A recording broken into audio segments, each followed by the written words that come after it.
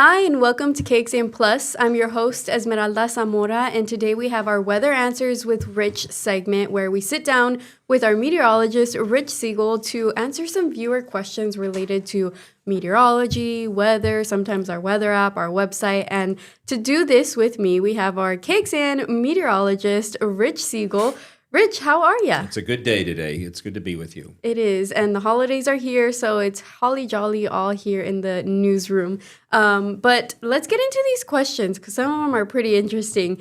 That first one that we have for you is, how can you see the moon during the day sometimes? Biggest thing about this is that the moon reflects the sunlight while it is up. And we know that there are 4 phases of the moon. There's the full moon, there's the first quarter, there's the third quarter, or as some people call it, the last quarter, and then there is the new moon. But the basic premise is that the moon reflects the sun while it is up during daylight hours. The near full moon, and we're talking about the waxing ibis, before the moon turns completely full, you can see the near full moon, both in its waxing gibbous stage as it's getting towards the full moon, or in its waning gibbous stage where it's moving away from the full moon. But you can't see it when it's completely full because it's in direct opposite of the sun. But you can see it in other portions of its waxing gibbous and waning gibbous phase.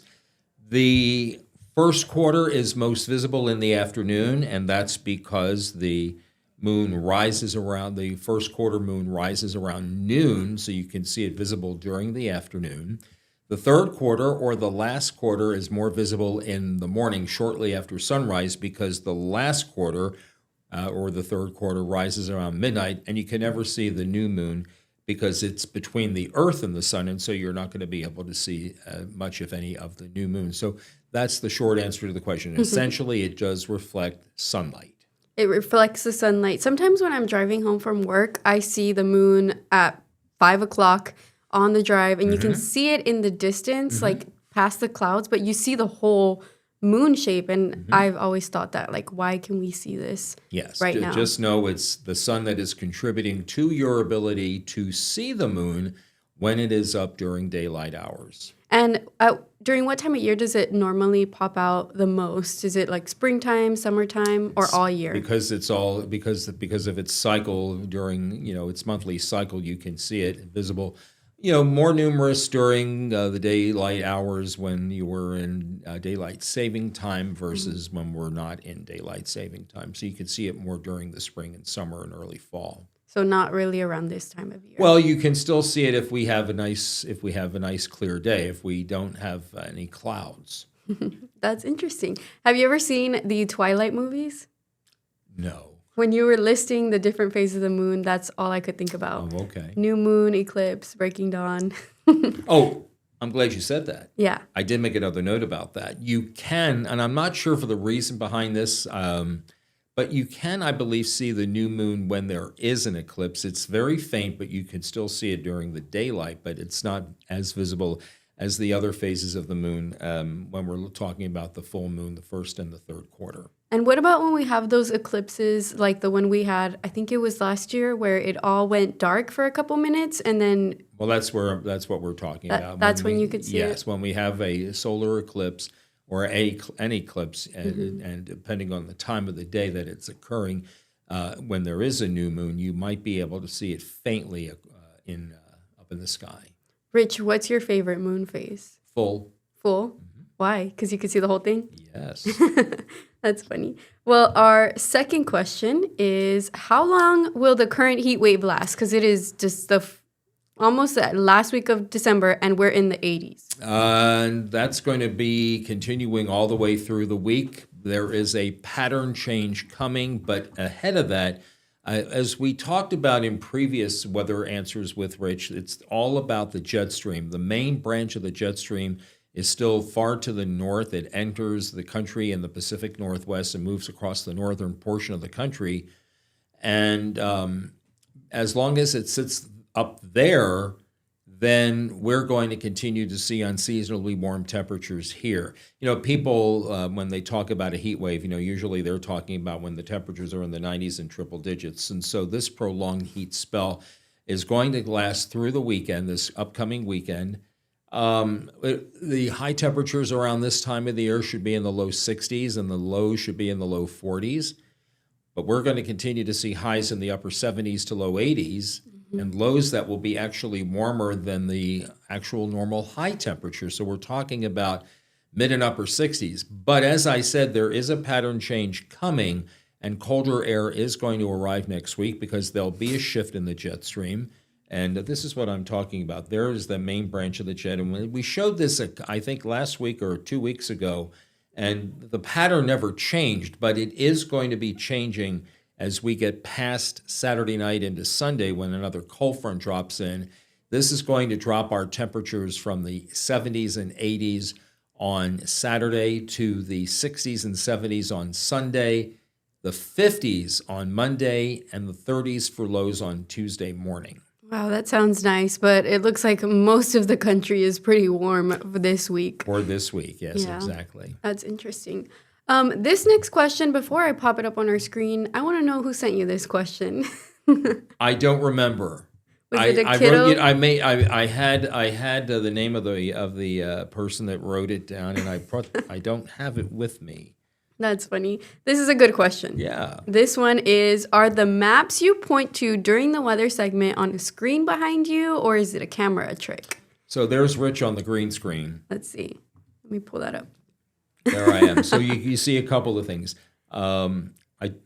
The picture was taken by one of our directors here, and I forgot to move a little bit further to the right. But nevertheless, off of my right shoulder, you see the green color. And then to my left shoulder, you see me standing in front of maps. And so the maps were up, but you can't see them.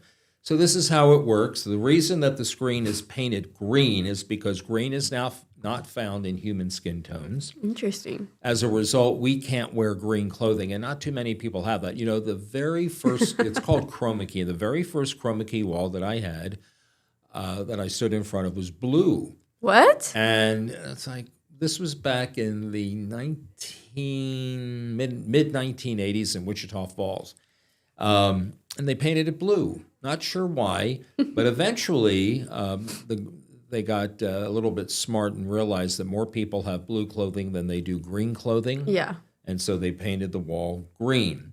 If we wore green clothing, and I wanted to be able to show the effect of wearing green on my body, but the curtain that we use has been borrowed by someone and not yet returned. So if we did wear green clothing that kind of matched the color of the wall, it disappears completely. The map would show on our body, and people think that's cool. I love when Kristen has her students. She has school visits here, and the kids get in front of the green wall with the green article of the canopy that she uses to show, this is what happens when you put green on the green wall and you try to cover yourself, but you'll see the effects of the maps on your body, and the kids just seem to have a good grasp of that. On the set, there is one monitor to the left and another monitor to the right. Do you have that picture again you can pull up? I'm going to pull that up, and there it is again. Walk us through how you actually look at the camera that's pointing towards you. Okay, so I'm looking in the camera, and there is also a monitor in the camera that reflects that we can see what's going on behind us, which is, of course, as you're seeing it at home, you see the maps behind us. But if you were here, you would not see anything. You would just see me pointing to a green wall. So you see in the monitor off of my left shoulder, that's the one on the left, and there is another one on the right. And in the middle, there is that camera shot that is looking at what you're seeing at home. And this is how we know where to point. Now, I'll tell you that it takes a while to learn how to do this, because what you have to remember is that as you're looking at the camera and the wall behind you, east is west and west is east. And that's the concept. You're pointing with your right arm to the west coast as opposed to pointing with your right arm to the east coast because you're turned around. But it's a really neat concept that was developed many years ago to help make the weather story a little more interesting and appealing with the graphics that had been developed over the many years that graphics have been, created. And so this is a really neat way to do this. It takes a while to learn how to do it because you get turned around. And so this is why when people say, well, how did you learn how to do it? In the beginning, It was a general hand wave or a circular motion, not trying to directly point at what you are trying to point out. But then over time, it becomes a whole lot easier because you've been practicing for so long. And I remember years ago, I had to train someone to do this, and she just got so turned around every time. And I said, you just have to remember you're opposite of what you're normally looking at. You're looking at the map and with the maps behind you, where you would normally be looking at it with the maps in front of you.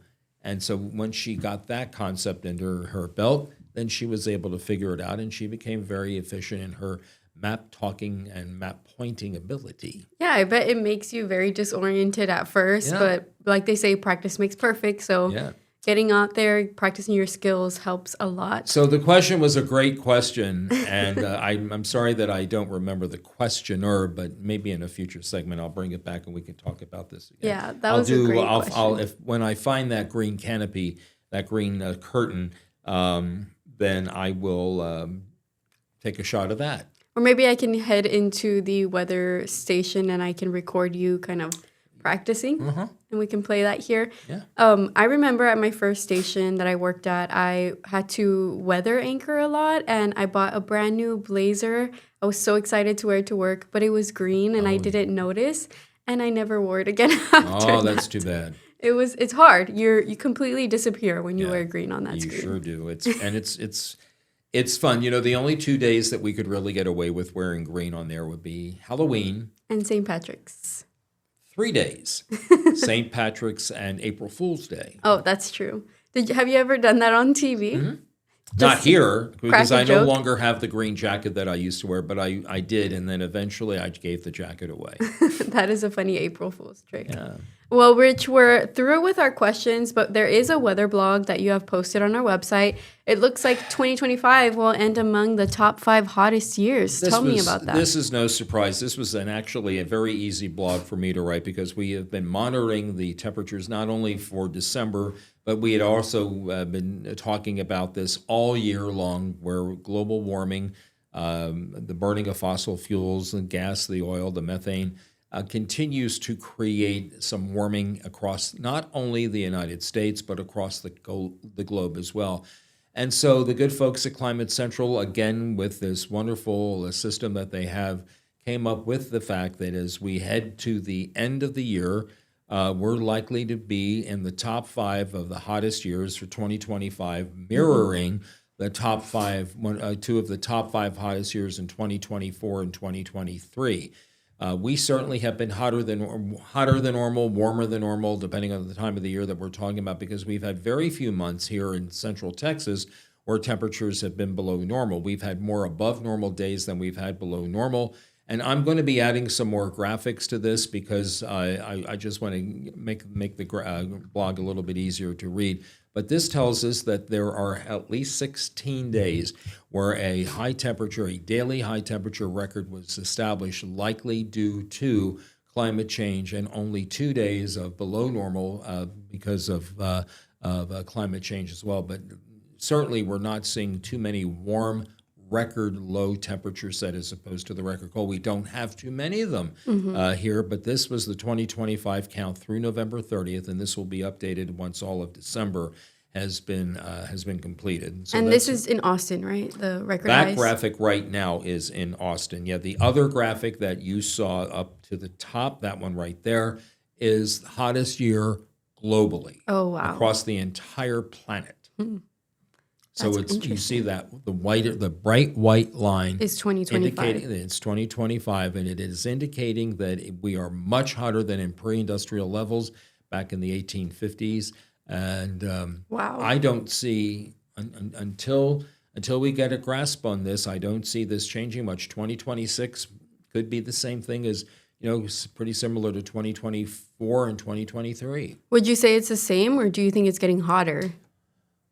I don't want to answer that because I'm not a climatologist, but we just know that the numbers continue to reflect the fact that the planet is warming. Yeah. And I rely on people who are smarter than me for that information because my training is not in climatology. We we get great information from those people who study the climate, and this is not. These are long range models. They go and going back in time, not the specific day, but a combination of days. Like for example, when we show normals, Like a pattern, right? We're talking about a 30-year average of highs and lows. But I'm not a climatologist, and I don't want to make predictions because I just don't feel qualified to do so. I will rely on statistics that these folks come up with as a basis for the blogs that I write. Yeah, but we do know it's getting hot. It's been hot, and as you can see, our Christmas week is hot, right? Correct. Yeah. Well, that article is on our website, KXAN.com right now, if anyone wants to take a look at it and read a little bit more about our hottest years here in the entire Earth and here in Austin. Rich, thanks so much for joining me. Thank you. And we will see you next year.